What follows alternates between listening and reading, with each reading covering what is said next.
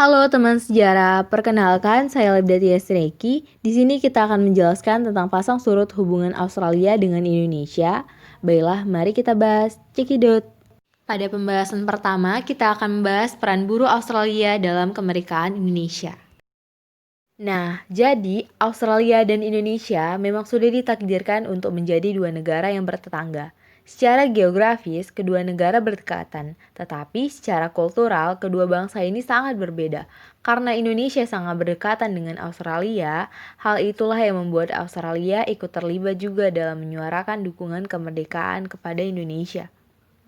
Apalagi saat kedatangan Belanda atau Nica kembali ke Indonesia dengan kekuatan militer yang sudah mulai pulih pasca perang, aksi polisional atau dikenal sebagai aksi militer Belanda nyaris menghabiskan sebagian besar teritorial Republik Indonesia.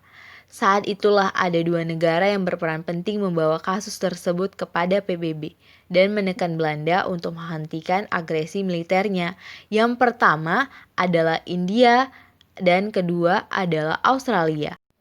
Ketika PBB membentuk Komisi 3 Negara untuk meredam konflik, kedua negara yang berseteru diminta memilih perwakilannya. Belanda memilih Belgia, negara tetangganya, dan Indonesia secara mengejutkan justru memilih Australia, bangsa yang berbeda ras dan justru merupakan sekutu dekat Belanda dalam Perang Dunia Kedua. Lalu, karena adanya invasi Jepang ke Indonesia dan kekalahan Belanda terhadap Jepang, maka saat itu ribuan rakyat Indonesia bekerja pada administrasi Belanda dan kebanyakan dari mereka berprofesi sebagai pelaut. Nah, tak lama kemudian, para pelaut Indonesia tersebut berhubung kontak dengan Australia Seamen's Union in Sydney. Asosiasi tersebut terkejut melihat diskriminasi yang telah terjadi di sana. Ketika Jepang melemah dan meninggalkan Indonesia, Belanda menggunakan kesempatan ini untuk kembali di pelabuhan-pelabuhan Sydney dan Melbourne. Kapal-kapal Belanda memuat berbagai amunisi dan senjata perang yang siap dikirim untuk menggempur Indonesia. Karena Australia bersimpati dengan perjuangan Indonesia, mereka pun bertindak melakukan aksi mogok bongkar muatan yang diadakan secara nasional, terutama Brisbane, Sydney, dan Melbourne.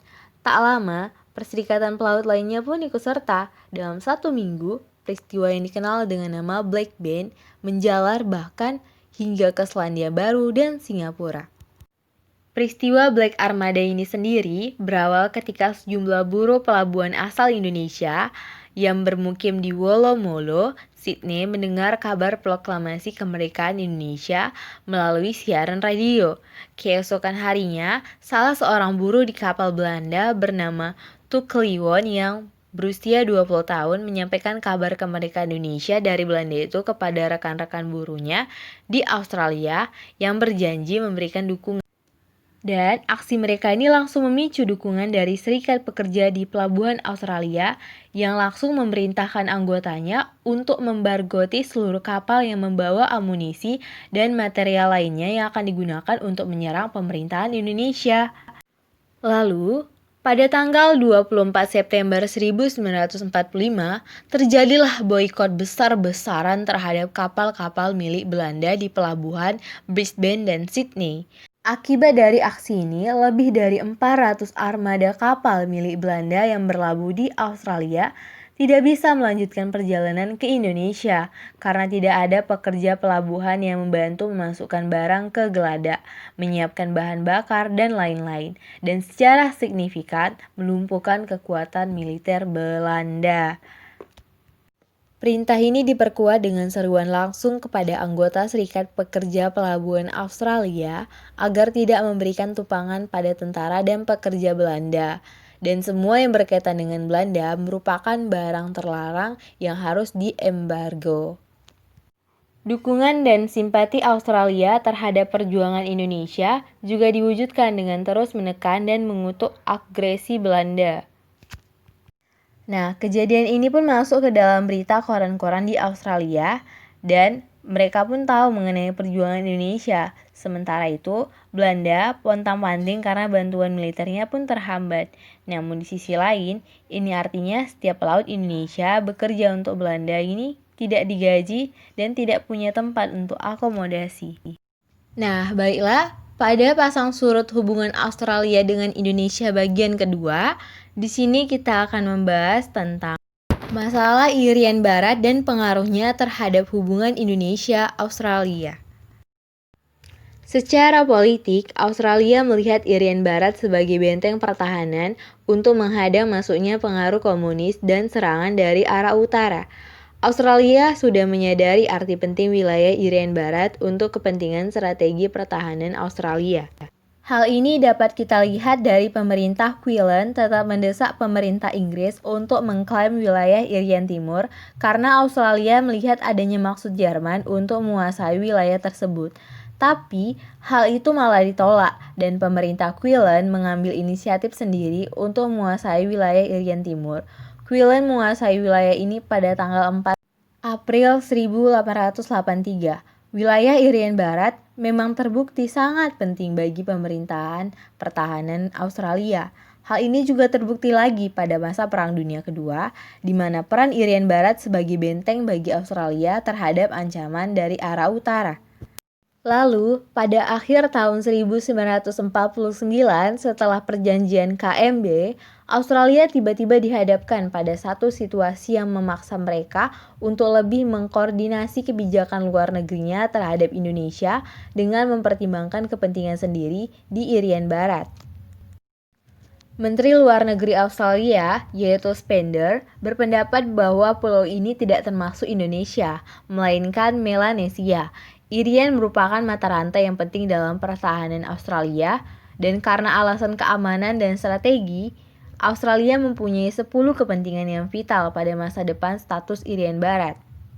De Geus menjelaskan mengenai penyelesaian konflik Irian Barat secara mendetail, akan tetapi fokus kajian dalam penelitian De Geus lebih menekankan pada kepentingan Belanda atas wilayah Irian Barat dari sudut pandang pemerintahan Belanda dan kebijakan pemerintahan Belanda dalam menangani konflik Irian Barat.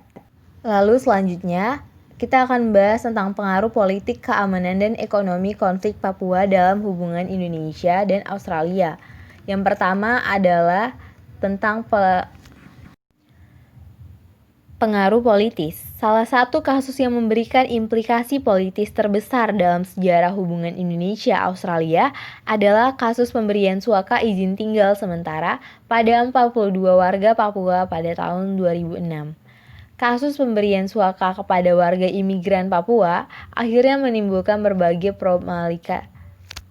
problematika tradisional yang kompleks yang diterangai oleh pemerintahan Indonesia sebagai bentuk upaya dalam mendukung dan meningkatkan eksistensi terkait isu separatisme Papua yang tidak puas atas kinerja pemerintah Indonesia.